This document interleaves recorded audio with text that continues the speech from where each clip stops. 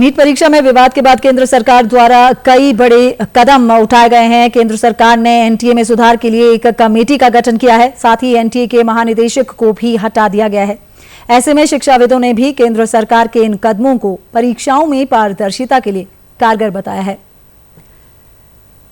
आप ये सारे कानून लाएं, अच्छी बात है। बहुत अच्छे अच्छे लोगों को अभी जो कमेटी बनाया गया उसमें डाला गया है और निश्चित तौर पर वो सारी चीजें लेकर के आएंगे।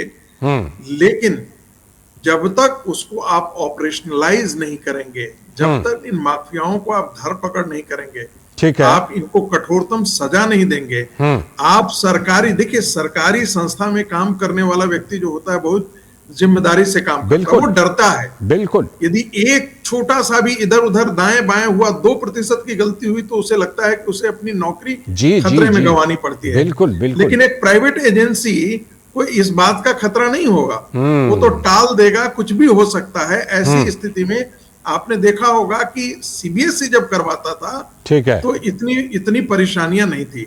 लेकिन एनटीए 450 सेंटर्स पर करवाती है, जिसमें कई प्राइवेट इंस्टीट्यूशन हैं जी। वहीं पर ये माफिया जो है उनके लिए ये आसान हो जाता है और उन्हें डर रहता है कि 2% क्या, वो पलक झपकाने से भी डरते हैं कि ये गलती हो जाएगी तो बचना मुश्किल हो जाएगा। तो इन सब दायरों के साथ जब ये सोच के साथ ये हाई पावर्ड कमेटी बनी, कल ही आप लोग चर्चा कर रहे थे कि हाई पावर्ड कमेटी बन रही है, हाल फिलहाल की बात है, और एक बहुत ही सशक्त अनुभवी लोगों का एक कमेटी आपके सामने आई है। इनका जो एक्सपीरियंस है वो मेडिकल के फील्ड का भी है, आईआईटी से भी होंगे और अन्य अनुभवी प्रशासनिक अनुभव इनके पास है।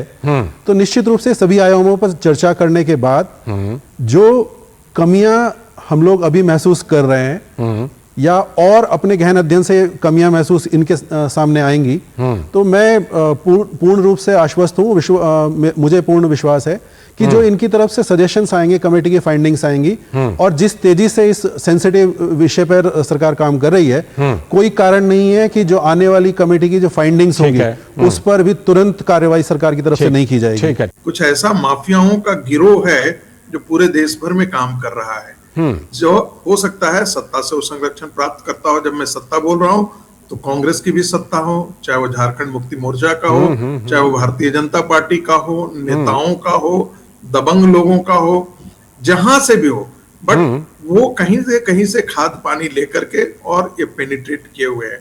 जब तक आप उसकी जब पर आप उसको तोड़ेंगे नहीं, जब तक आप उसके लिंक को बर्बाद नहीं करेंगे, और ये स्वाभाविक है कि इस प्रकार के कठोर कानून उसमें एक बहुत बड़ी कड़ी साबित होगी।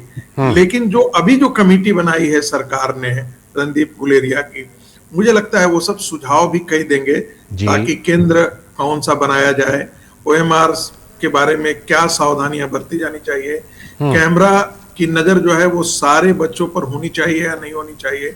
कई बार ऐसे होते हैं कि जहां पर कैमरा लगा हुआ है वहां पर नहीं होती है। आपको पता है कि एक ही जगह, एक ही सेंटर पर 20-20 लोगों को नकल कराने के लिए जो बाहरी लोग हैं वो हैक कर लेते हैं रोल नंबर। जो सेंटर कंप्रोमाइज है, उस कंप्रोमाइज के लिए वो रोल नंबर हैक कर लेते हैं। बिल्कुल।